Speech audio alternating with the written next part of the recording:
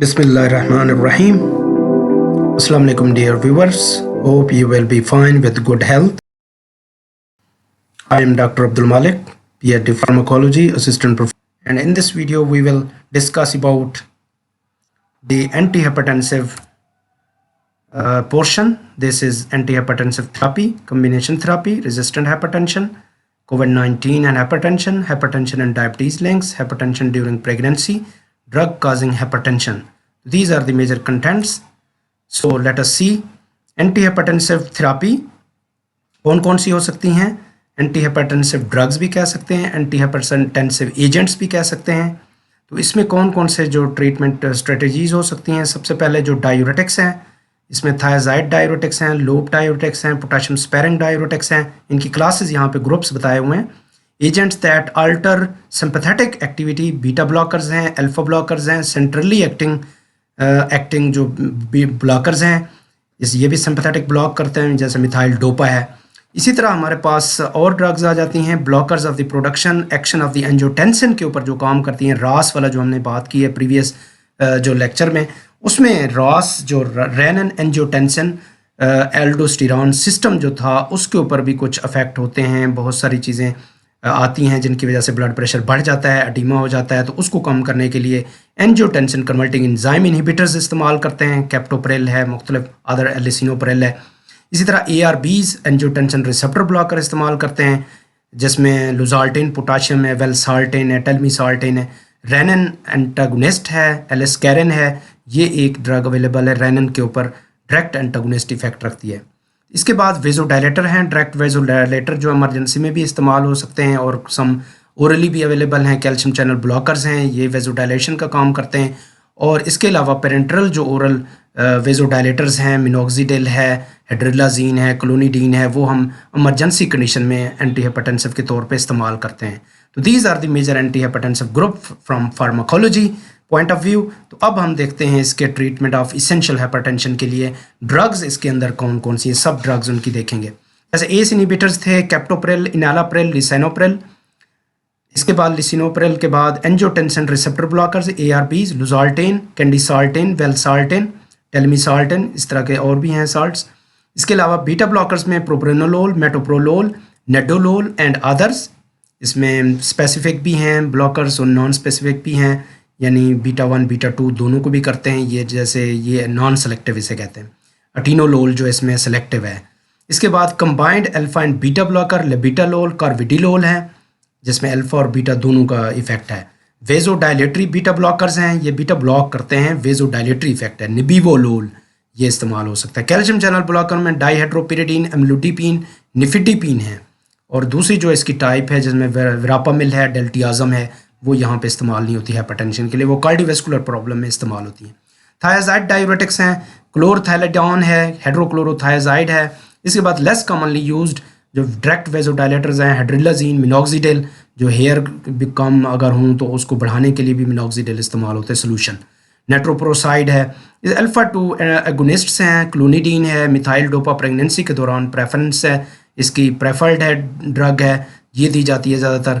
Placental barrier cross नहीं करती जिनकी वजह से इसको दिया जाता है. अल्फा ब्लॉकर्स में डॉक्साइजोसिन, प्राइजोसिन, ट्राइजोसिन, और ये हाइपरटेंशन मेन विद हाइपरटेंशन और BPH, बिनाइन प्रोस्टेटिक हाइपरप्लेजिया एक डिजीज़ है जिसमें ज़्यादा जो है हाइपरप्लेजिया हो जाता है प्रोस्टेट ग्लैंड का ख़ास तौर पे, तब भी वहाँ पे उसको अल्फा ब्लॉक कर देते हैं. इसके बाद फिनॉक्सीबेंजामीन है, दूसरी है रेनिन इनहिबिटर, मैंने पहले बताया था, एलिस्कैरिन है, ये ड्रग जो दी जा सकती है.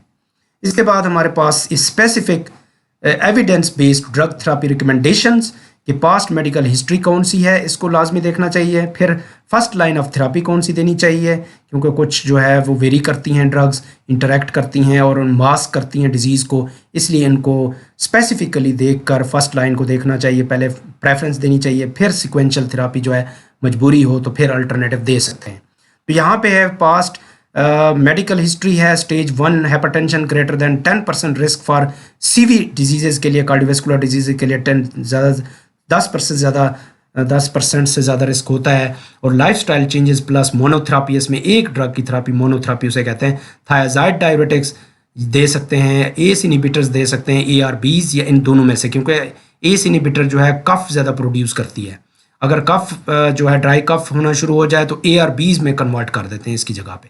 पहले शुरू वाल बताया एस इनहिबिटर करते हैं, और CCB या कैल्शियम चैनल ब्लॉकर भी दे सकते हैं, सिक्वेंशियल में कोई नहीं दे सकते।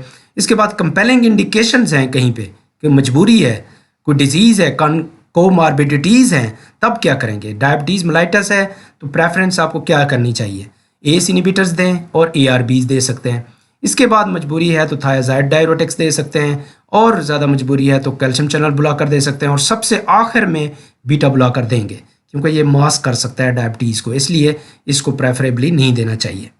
क्रोनिक किडनी डिजीज़ेज़ हैं, एस इनहिबिटर्स, ARBs दोनों में से कोई भी दिया जा सकता है क्योंकि एक ही पाथवे में जा रहे हैं, सिक्वेंशियल पाथवे है इनका। पहले स्टेप को ये रोकता है एस इनहिबिटर, दूसरे स्टेप को ये रोकता है, तो इसलिए इन दोनों में से कोई भी दे सकते हैं, लेकिन पहले प्रेफरेंस एस इनहिबिटर्स की होती है। लेकिन यह है कि एस इनहिबिटर्स जो हैं वो ट्राइटोजेनिक इफेक्ट रखते हैं, ड्यूरिंग प्रेगनेंसी इसको नहीं देनी चाहिए एस इनहिबिटर्स या ARBs। कोरोनरी आर्टरी डिजीज़ में बीटा ब्लॉकर्स हैं, आप दे सकते हैं, एस इनहिबिटर्स हैं। देखें फर्स्ट प्रेफरेंस था बीटा ब्लॉकर आ गया, एस इनहिबिटर या ARB दे सकते हैं। सेकंड या सिक्वेंशियल में देखते हैं thyroid for blood pressure control और CCB फॉर इस्कीमिया कंट्रोल के लिए दिया जा सकता है। कोरोनरी आर्टरी डिजीज़ है बेसिकली, और यहाँ पे हार्ट फेलियर है, डायस्टोलिक फेलियर होता है, एक सिस्टोलिक फेलियर होता है, तो एस इनहिबिटर्स और ARBs and beta blockers after management of volume overload replace ACE inhibitor ARB with sacubitril plus valsartan, यानी ARBs वगैरह जो है ना इसकी जगह रिप्लेस आप कर सकते हैं।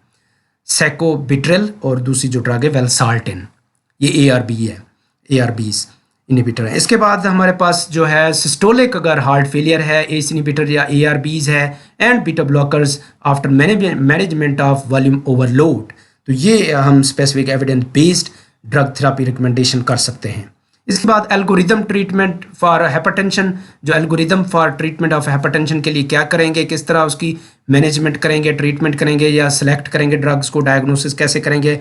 Lifestyle modification is the first preference, ये सबसे पहले वो होना ज़रूरी है, उसके बगैर दवाई जो है इफेक्ट नहीं करेगी, वो 20% 30% इफेक्ट करेगी को, और जो लाइफस्टाइल मैनेजमेंट है वो भी हमारा काफ़ी हद तक कवर करता है। तो लिहाजा not at goal blood pressure, यानी 140/90 से कम होना चाहिए, ज़्यादा नहीं होना चाहिए, और 130 और 80 जो है वो कोशिश करनी चाहिए कि इस लेवल पे लेके आएँ ब्लड प्रेशर को ड्यूरिंग डायबिटीज़ या क्रोनिक किडनी डिजीज़ में। इनिशियल ड्रग चॉइसेस में विदाउट कंपेलिंग इंडिकेशन, अगर कोई ऐसी नहीं है, कोई डायबिटीज़ नहीं है, कोई इस्कीमिया नहीं है, कोई ऐसी इंडिकेशन नहीं है स्पेशल, तो फिर आप स्टेज 1 के लिए जो है थायराइड टाइप डायरेटिक्स दे सकते हैं। फॉर मोस्ट पीपल, मोस्टली इसको यूज़ किया जाता है, मे consider S inhibitors, ARBs, beta blockers, CCB, और कम्बिनेशन भी इनमें से दे सकते हैं। पहले जो है ना सिंगल मोनोथेरापी होती है, फिर 2 ड्रग की कम्बिनेशन होती है, फिर 3 होती है। 3 के बगैर अगर हम फिर कोई ड्रग उसको कंट्रोल ना हो सके ब्लड प्रेशर, उसे रेजिस्टेंट ब्लड प्रेशर कहेंगे, और फिर उनकी ट्रीटमेंट भी डिफरेंट होगी। तो लिहाजा यहाँ स्टेज 2 है हाइपरटेंशन की, और हमारी ये रेंज है कि इसमें हम चाहते हैं, इसमें 2 ड्रग कम्बिनेशन है for most usually thiazide type diuretics and ACE inhibitors or ARB or BB, blood beta blockers or CCB or calcium channel blocker can be given। अगर गोल जो है not at goal blood pressure, optimize doses और add additional drug until goal blood pressure is achieved. जब उसका goal achieve हो जाएगा, जो हमारी रेंज है कि 1 हमने इस रेंज के अंदर इसको रखना है, यानी 130 लेस देन 130 और 80 पर रखना है, तो फिर आप 2 ड्रग का कम्बिनेशन भी कर सकते हैं, मुख्तलिफ 3 का भी कर सकते हैं। उसको किसी भी हालत में गोल को अचीव करना चाहिए। विद कंपेलिंग इंडिकेशन है, अगर कोई डिजीज़ उसके साथ है, फिर आपको केयर करना पड़ेगा उस डिजीज़ के साथ साथ। इसमें drugs for the compelling indication, other antihypertensive drugs, खास तौर पे डायरेटिक्स हैं, एस इनहिबिटर्स हैं, ARBs हैं, बीटा ब्लॉकर्स हैं, कैल्शियम चैनल ब्लॉकर्स हैं, एज नीडेड, वो उनके मुताबिक जो पहले भी बात कर चुके हैं, एल्गोरिदम भी वही बता रहा है कि आप केयरफुली उसको ड्रग दें, और कम्बिनेशन भी दे सकते हैं।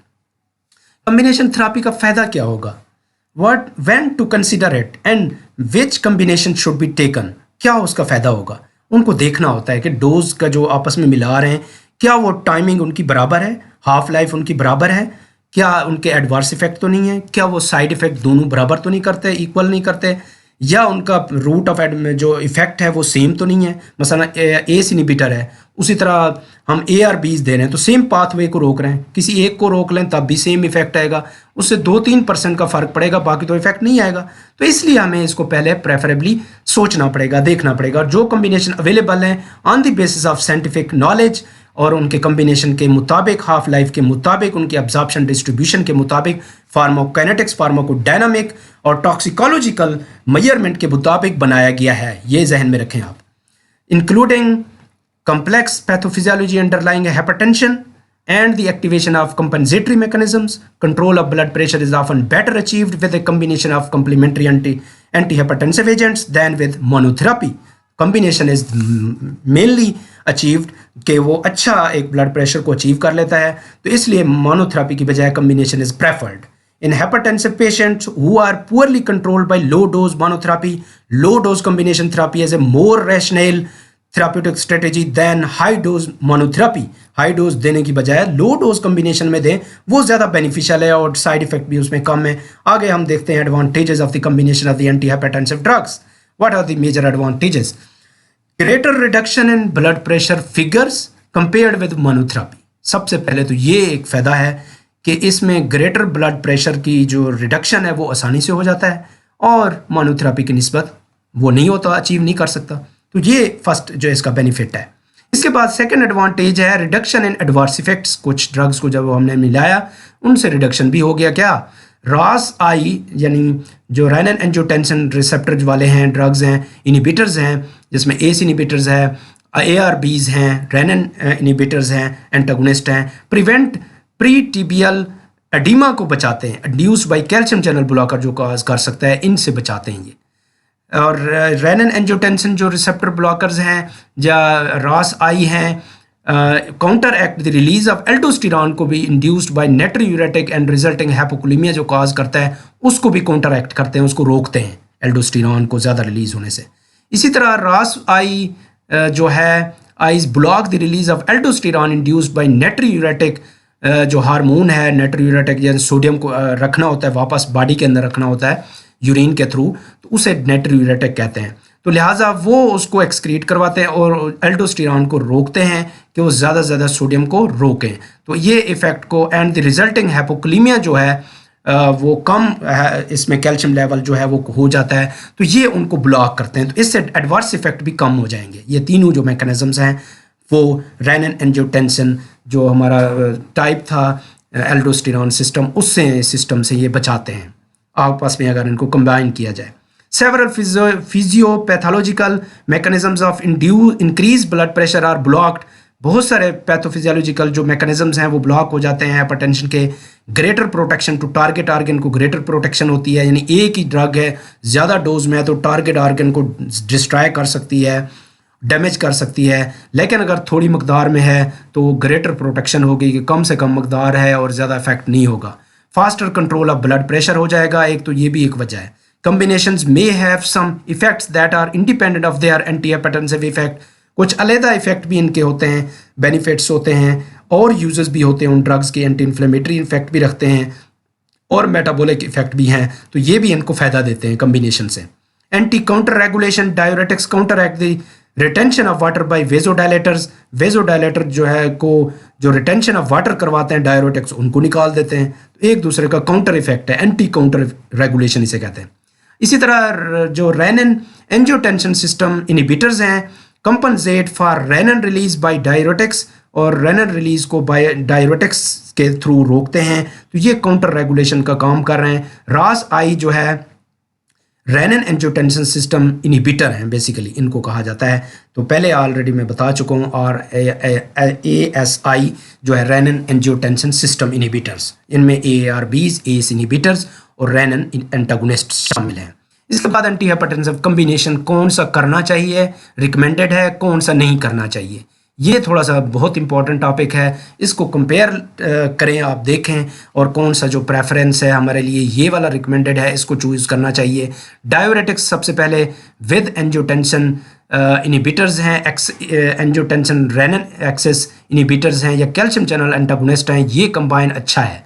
बहुत तीनों का कम्बिनेशन, पहले डायोरेटिक दें, एंजियोटेंसिन ARBs ACE इनहिबिटर्स दें और साथ कैल्शियम चैनल ब्लॉकर्स जो हैं वो दे सकते हैं, बहुत अच्छा कम्बिनेशन है। जबकि not recommended combination 2 agent that inhibit the renin angiotensin axis, warning by FDA ने जो इसको वार्निंग दी हुई है कि ये नहीं मिला सकते। मसलन मैंने आपको बताया पहले ACE इनहिबिटर्स और ARBs को अगर मिलाएंगे तो कोई फ़ायदा नहीं होगा, 2 to 3% का फ़र्क आएगा, क्योंकि वो अगले स्टेज को, अगले स्टेप को उसको रोक रहा है, 81 रिसेप्टर्स को रोक रहा है। ARBs जो ACE इनहिबिटर है उससे पहले स्टेप को रोक रहा है, इसलिए फ़ायदा नहीं होगा। तो inhibitors of the renin angiotensin axis with diuretics और विद कैल्शियम एंटागोनिस्ट्स, ये अलबत्ता दे सकते हैं। Inhibitor of renin angiotensin axis with diuretics with calcium channel blocker, ये भी हम कम्बिनेशन जो है कर सकते हैं, यानी पहले प्रेफरेंस इसको, फिर दूसरे नंबर पे डायूरेटिक्स, फिर तीसरे नंबर पे calcium channel blocker. Diuretics with beta blocker greater risk of type 2 diabetes, ये बीटा ब्लॉकर जो हैं वो मास्क कर देते हैं डायबिटीज़ को, इसलिए ज़्यादा डेंजरस है। तो beta adrenergic blockers with dihydropyridine calcium antagonists जो हैं उनके साथ भी दे सकते हैं हम, लूडीपीन है। तो जो ड्रग्स अवेलेबल हैं, beta adrenergic blocker with non dihydropyridine calcium antagonist greater risk for bradycardia और एट्रियो वेंट्रिकुलर ब्लॉक भी हो सकता है। तो ये एक रिकमेंडेशंस हैं कि कौन सा कम्बिनेशन आपको ज़्यादा बेहतर लगेगा या होगा। तो ट्रीटमेंट ऑफ हाइपरटेंसिव क्राइसिस, अगर हाइपरटेंसिव इमरजेंसी हो जाती है, क्राइसिस हो जाता है, वेरी सीवियर हाइपरटेंशन उसे कहते हैं, तो वो क्या होता है बेसिकली, किस रेंज में होता है। सबसे पहले वो कहते हैं an episode of diastolic blood pressure above 120 millimeter of mercury, diastolic blood pressure 120 से बढ़ जाए, नॉर्मली 80 होता है। Generally considered a hypertensive crisis may be hypertensive emergency और हाइपरटेंसिव अर्जेंसी, दो पॉसिबल उनके रास्ते हैं, पाथवे हैं, या हाइपरटेंसिव इमरजेंसी हो सकती है या हाइपरटेंसिव अर्जेंसी हो सकती है, depending on whether there is a presence और absence of acute target organ damage. ये इसको देखा जाता है कि टारगेट डैमेज कौन सा हो रहा है या हो चुका है, उसको देखा जाता है, उसके मुताबिक ट्रीटमेंट दी जाती है। हाइपरटेंसिव अर्जेंसी को सबसे पहले देखते हैं। A situation where there is a diastolic blood pressure greater than 120 millimeter of mercury but with no evidence of acute or target organ damage नहीं होता उसमें, तो इसे हाइपरटेंसिव अर्जेंसी कहते हैं कि इमरजेंसी नहीं है, अर्जेंसी है अलबत्ता, लेकिन टारगेट ऑर्गन इसमें डैमेज नहीं हो रहा। एग्जांपल है patient with acute pancreatitis with relatively severe abdominal pain that elevates their diastolic blood pressure greater than 120 millimeter of mercury, उसमें पैंक्रियाटाइटिस का पेशेंट है, उसमें बढ़ जाए तो फिर हाइपरटेंसिव, उसमें अर्जेंसी होगी, उसमें इमरजेंसी नहीं होगी। इसके बाद हम हाइपरटेंसिव इमरजेंसी देखते हैं। इस situation where there is a diastolic blood pressure greater than 120, इसमें सिस्टोलिक ब्लड प्रेशर 180 से ज़्यादा होगा या 200 से ज़्यादा होगा, उसको इमरजेंसी हम कहते हैं। यानी यहाँ पे सिर्फ डायस्टोलिक को देख रहे हैं और सिस्टोलिक ब्लड प्रेशर जो है 180 से ज़्यादा होगा और मोर देन 200 होगा तो वो भी इसमें शामिल होगा।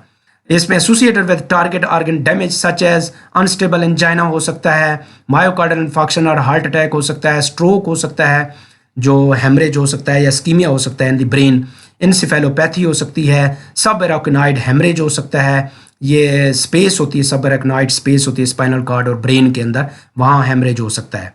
अक्यूट रीनल फेलियर हो सकता है, माइक्रो एंजियोपैथिक हिमोलिटिक एनीमिया हो सकता है, इसमें जो वेसल्स होती हैं हीमोलिटिक एनीमिया काज कर सकती हैं। एक्यूट एओल्टिक डाइसेक्शन हो सकता है, वहाँ पे ब्रेकेज हो सकती है, एक्यूट किस्म की डाइसेक्शन एओल्टा की हो सकती है, न्यूरिज्म जिसे कहते हैं, एक्लम्पिया हो सकती है, ड्यूरिंग प्रेगनेंसी जो है वो ज़्यादा ब्लड प्रेशर हाई हो जाए तो उसको हम एक्लम्पिया कहेंगे। Hypertensive emergencies require intravenous anti hypertensive drugs, क्योंकि इमरजेंसी होती है, उसको ये नहीं कहेंगे जी ओरली दवाई खाएँ और 2 घंटे के बाद इफेक्ट होगा और उसके बाद बंदा बचेगा या नहीं बचेगा।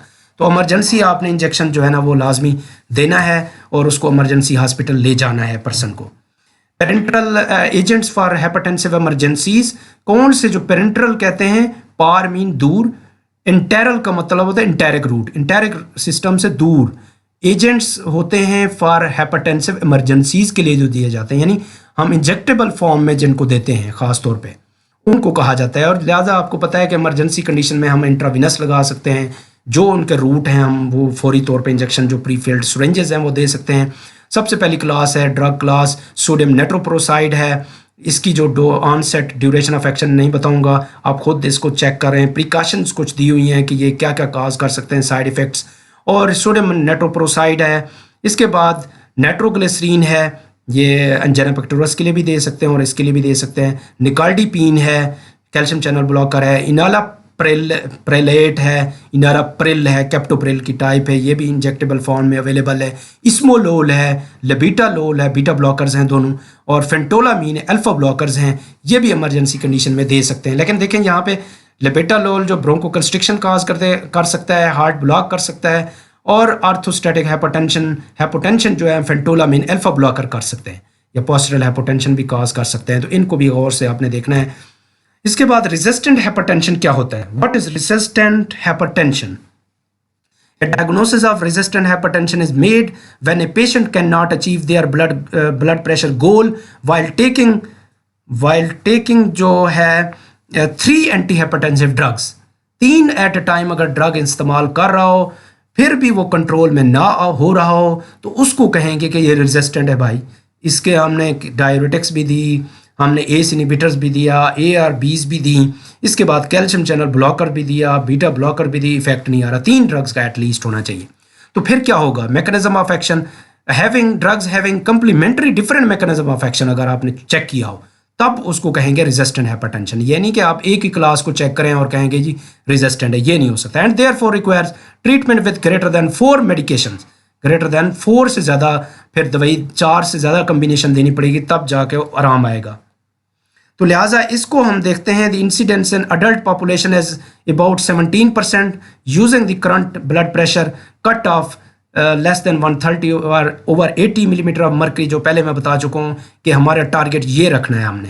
तो लिहाजा तकरीबन 17% जो है पेशेंट में ये कंडीशन हो सकती है रेजिस्टेंट हाइपरटेंशन की। Common risk factor include old age, obesity, CKD, chronic kidney disease, diabetes, being African American, the risk of myocardial infection, इसके बाद stroke and death in adult is 2 to 6 fold higher than for hypertensive adult without resistant hypertension. तो resistant hypertension is very dangerous और 2 to 6 fold जो risk है hyper death का वो बढ़ जाता है उस पेशेंट के अंदर। तो टेक केयर कि रेजिस्टेंट हाइपरटेंशन को प्रॉपरली कंट्रोल करना चाहिए। लोग काफ़ी आते हैं यही कहते हैं कि जी मैंने 3 दवाई खा रहा हूँ फिर भी असर नहीं हो रहा, कंट्रोल नहीं हो रहा, तो ये है रेजिस्टेंट हाइपरटेंशन होगा, इसको प्रॉपरली चेक करना चाहिए। ट्रीटमेंट ऑफ रेजिस्टेंट हाइपरटेंशन को क्या करना चाहिए?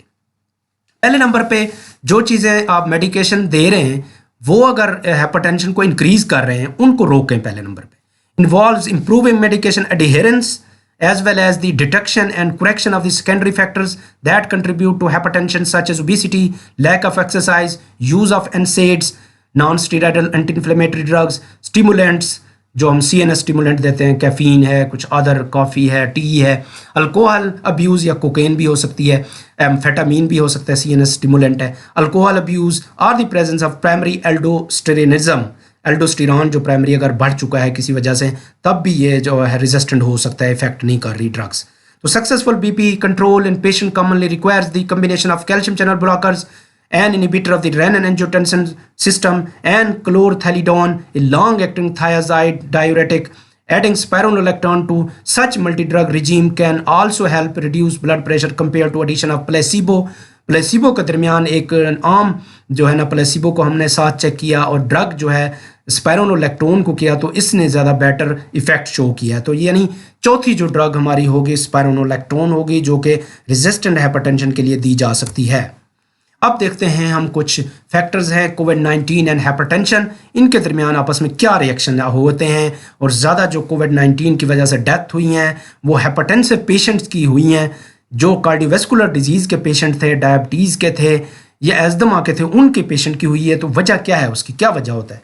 उसकी सबसे पहली वजह है कि वीकर इम्यून सिस्टम। एक तो एजिंग होती है क्योंकि ये एजिंग डिजीज़ है, हाइपरटेंशन डायबिटीज़ भी एजिंग डिजीज़ है, तो लिहाजा वीकर इम्यून सिस्टम हो जाता है। As one reason people with hypertension and other health problems are at risk for corona virus, उसकी वजह से रिस्क बढ़ गया है। दूसरी एक अहम reason long term health conditions and aging weakens your immune system so it's less able to fight off the virus, ये फाइट नहीं कर सकते एजिंग की वजह से। nearly 2/3 of the people over 60 have hypertension, तो nearly 2/3 of the people are 60 year से ज़्यादा हैं जो हाइपरटेंशन के हैं। इस वजह से अमेरिका में, यूके में इसकी डेथ ज़्यादा हुई है। इसके बाद इटली हो गया, दूसरे ममालिक में भी बहुत ज़्यादा इसके केसेस आए हैं। another possibility is that the higher risk comes not from high blood pressure itself but from certain drugs used to it। उसके लिए अमेरिका में मोर देन 50% जो ड्रग्स हैं वो एस इनिबिटर्स यानी रास वाले ग्रुप से दी जाती हैं। एंजियोटेंसिन इनिबिटर, एस इनिबिटर्स हो, कन्वर्टिंग एंजाइम इनिबिटर्स हो गए या ARBs हो गई, इनमें दी जाती हैं। तो क्या होगा, the theory is based on the fact that ACE inhibitors and ARBs raise levels of an enzyme called ACE2, angiotensin converting enzyme 2, ये लंग्स में होते हैं बेसिकली, उसको बढ़ा देते हैं जिनके in your body and to infect cells कोविड-19 virus must attach itself to ACE2।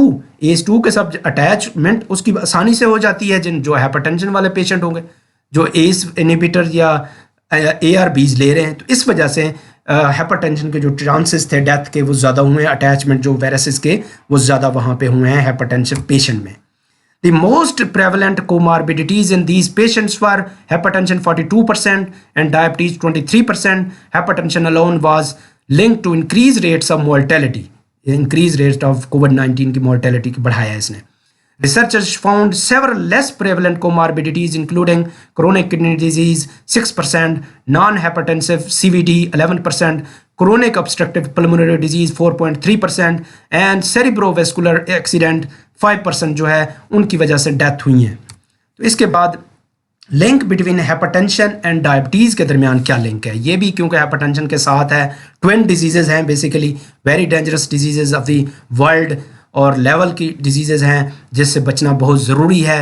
इसमें हाइपरटेंशन और high blood pressure is a condition that seen in people with type 2 diabetes. ये ब्लड प्रेशर उसमें भी देखा गया है, हाइपर कोलेस्ट्रोल भी देखा गया है और डायबिटीज़ भी देखा गया, तीनों कंडीशन में। It's believed that following contribute to both conditions. क्यों आपस में दोनों का अननोन मैकेनिज्म है, लेकिन कुछ जो है मैकेनिज्म मिलते जुलते हैं, वो देख लेते हैं कौन से हैं। एक तो मेटाबॉलिक सिंड्रोम वाला मैंने आपको बताया था, वो एक मैकेनिज्म है। फिर सेंट्रल ओबेसिटी है, एब्डोमिनल ओबेसिटी है, a diet high in fat and sodium, chronic inflammation, physical inactivity, ये सारी कंडीशन दोनों से मिलती जुलती हैं, हाइपरटेंशन के लिए भी और डायबिटीज़ के लिए भी लिंक करती हैं। इसके बाद high blood pressure is a silent killer, इसी तरह diabetes is also silent killer because it often has no obvious symptoms and many people are unaware they have it. तो लिहाजा common risk factor include insulin resistance. Diabetes और hypertension में common क्या symptoms हैं, देखें jeans में दोनों का प्रॉब्लम है, कुछ जीन्स आपस में मैच भी करते हैं, और इंसुलिन रेजिस्टेंस हो सकती है, वो भी हाइपरटेंशन काज कर सकती है, एंडोथेलियल डिस्फंक्शन काज कर सकती है जिसकी वजह से हाइपरटेंशन हो जाएगा। Dyslipidaemia is also very common with these, उनके साथ क्योंकि जीन का इसका लिंक है। ओबेसिटी जो है ये भी एक कॉमन फैक्टर है। फिर हम देखते हैं इनसे क्या इंड्यूस हो सकता है दोनों डिजीजेस से। एक अथीरोस्क्लेरोसिस कर सकता है, मैक्रोवेस्कुलर डिजीज है, एंडोथेलियल डिस्फंक्शन मैंने आपको बताया था, नाइट्रिक ऑक्साइड जो है प्रॉपर वर्क नहीं करेगा, वेस्कुलर इन्फ्लेमेशन हो जाएगी, वेस्कुलर फाइब्रोसिस होगा, आर्टीरियल रीमॉडलिंग होगी। मैक्रोवेस्कुलर डिजीजेज हैं, एक यानी बड़ी वेसल के ऊपर जो डिजीजेस काज करती हैं, एक छोटी वेसल के ऊपर जो क्रोनरी वेसल्स हैं उनके ऊपर रेटाइना की वेसल्स हैं, आई की वेसल्स हैं, या रीनल सिस्टम की वेसल है, माइक्रोवेस्कुलर डिजीजेस काज कर सकते हैं, और फाइनली कार्डियोवेस्कुलर डिजीज में कन्वर्ट होगा। तो ये दोनों जो हैं कॉमन रिस्क फैक्टर रखते हैं और लिंक रखते हैं। इसके बाद एक और हमने देखा है कि डायबिटीज़ और हाइपरटेंशन जो है, हाइपरग्लाइसीमिया, ये भी जो है एजेस काज करती है। जो है एजेस, जो रेज और एजेस जो हैं ये प्रोडक्ट्स हैं, वेस्ट प्रोडक्ट्स हैं जो इनसे बनते हैं हाइपरग्लाइसीमिया की वजह से। और इसके बाद रास वाला जो मैकेनिज्म है वो एक्टिवेट हो जाता है दोनों की वजह से।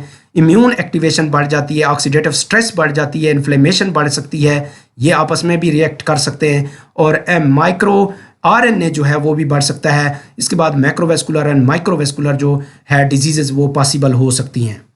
तो लिहाजा अब हाइपरटेंशन ड्यूरिंग प्रेगनेंसी क्या होता है, इसको हम ज़रा गौर से देखते हैं। प्रेगनेंसी इज़ वेरी इंपॉर्टेंट क्योंकि न्यू बर्थ होनी होती है बच्चे की, और प्रेगनेंसी के दौरान जो है 9 मंथ एंड 10 डेज़ होते हैं उस फीमेल के पास। प्रेगनेंसी का जो ड्यूरेशन होता है उसको सेफ रखना होता है। First trimester, second trimester, third trimester, 3-3 महीनों के जो ट्राइमेस्टर्स होते हैं उनको कंट्रोल में रखना होता है, मेडिसिन नहीं लेनी होती। अगर ऑलरेडी उसको डिजीज़ है तो उसका भी ख्याल करना होता है। Hypertension during pregnancy has been classified into the following groups: chronic essential hypertension, gestational hypertension, pre-eclampsia hypertension, pre eclampsia, eclampsia, super imposed और क्रोनिक हाइपरटेंशन, ये कंडीशन हो सकती हैं ड्यूरिंग प्रेगनेंसी। इसकी भी प्रॉपरली ट्रीटमेंट कौन सी करेंगे, यहाँ पे देखते हैं। Treating essential hypertension in pregnancy, तो ये कौन इसेंशियल हाइपरटेंशन ड्यूरिंग प्रेगनेंसी कौन सी ड्रग देंगे? ये सारी ड्रग्स नहीं दे सकते, जैसे कि एस इनिबिटर हैं, ARBs हैं, वो ड्रग्स जो है वो प्लेसेंटल बैरियर क्रॉस करती हैं, ट्राइटोजेनिक इफेक्ट देते हैं, क्लेफ्ट पैलेट का मुख्तलिफ जो है वो इफेक्ट शो कर सकते हैं बच्चे के अंदर। तो लिहाजा मिथाइल डोपा जो कि CNS के ऊपर सिंपैथेटिक एंटागोनिस्ट है, क्लास B में रखा गया है, इसको दिया जा सकता है। No evidence of risk in human, evidence large जो है ट्रायल किया गया था। लेबिटालोल क्लास 3C में रखा गया है, इसमें भी रूल आउट है और दिया जा सकता है मजबूरी में। हाइड्रोक्लोरोथायाजाइड है, डायूरेटिक है, ये भी लार्ज स्केल पे चेक किया गया एविडेंस। निफिटिपिन एक्सटेंडेड रिलीज जो है स्मॉल स्केल पे देखा गया, लेकिन इसको भी दिया जा सकता है। इसके बाद drug that causes hypertension, I think this is the last slide, we are finishing this lecture of hypertension और ब्लड प्रेशर और एंटी हाइपरटेंसिव ड्रग्स। उसमें देखें drugs that causes hypertension, acetaminophen जो पैरासीटामोल है, उस वो जो है वो भी काज कर सकती है। एनाल्जेसिक के तौर पे हम ड्रग इस्तेमाल करते हैं, जो COX-1, COX-2, COX-3 के ऊपर खास तौर पे ये इफेक्ट करती है, NSAIDs भी करते हैं। तो लिहाजा ये जो है ड्रग्स हाइपरटेंशन भी काज कर सकती हैं अगर कंटिन्यूसली ज़्यादा क्रोनिक यूज़ करेंगे। अल्कोहल इंटेक ज़्यादा करेंगे तब भी हाइपरटेंशन होगा। एम्फेटामीन है, CNS स्टिमुलेंट है ये वाले, एक्टेसी है, एक्सटेसी है, MDMA एंड डेरिवेटिव्स हैं, एंड कोकेन डेरिवेटिव्स हैं। तो ये जो ड्रग्स हैं ये हाइपरटेंशन को CNS स्टिमुलेंट है, इंक्रीज करते हैं। एंजियोजेनेसिस इनिबिटर्स हैं, ये कैंसर के लिए इस्तेमाल होते हैं। एंजियोमीन ब्लड वेसल्स को कहा जाता है, जेनेसिस मीन नई ब्लड वेसल्स को बनाना, उनको इनिबिट करते हैं क्योंकि कैंसर में नई ब्लड वेसल बनना शुरू हो जाती हैं और टिश्यू बनना शुरू हो जाता है। प्लेजिया जिसे हम कहते हैं वो बनना शुरू हो जाता है। तो including tyrosine kinase inhibitors and monoclonal antibodies. Tyrosine kinase inhibitor में बिवासिजोमैब जो ड्रग है वो भी एंजियोजेनेसिस इनिबिटर है, वो भी काज कर सकती है हाइपरटेंशन। एंटी डिप्रेसेंट ड्रग्स हैं, वेनिलाफिक्जीन है, बिप्रोपियान है, डिसमिप्रामीन है। डिसमिप्रामीन जो है ये भी जो है इसके लिए इस्तेमाल होती हैं एंटी डिप्रेसेंट के तौर पर। डीकंजेस्टेंट कंटेनिंग फिनाइलएफ्रीन एंड सीटोएफेड्रीन जो अवेलेबल हैं, डीकंजेस्टेंट नेजल डीकंजेस्टेंट के लिए हम इस्तेमाल करते हैं, ये भी हाइपरटेंशन काज कर सकते हैं। यूहिम्बीन है ड्रग जो प्लांट से हासिल होती है और सेक्सुअल एक्टिविटी के लिए ये इसको इस्तेमाल करवाते हैं। एसटी जॉन्स वाल्ट है, एफिड्रा है, इरेथ्रोपोइटन है जो इंक्रीज करने के लिए अपनी हेल्थ को इरेथ्रोपोइटन इस्तेमाल करते हैं, रेड ब्लड सेल को बढ़ाने के लिए। ओरल कंट्रासेप्टिव्स हैं जो औरतें जो यूज़ करती हैं वो भी हाइपरटेंसिव बढ़ा सकती हैं। तो इन ड्रग्स को लाजमी देखें, चेक करें। अगर कोई बंदा यूज़ कर रहा है तो उसको प्रॉपर यूज़ करे, डोज कम में इस्तेमाल करे और उसके अल्टरनेटिव यूज़ करे ताकि ब्लड प्रेशर मज़ीद ना हो सके, इंड्यूस ना हो सके। So I think we have finished this lecture. Thank you very much for your attention. God bless you all. Allah Hafiz.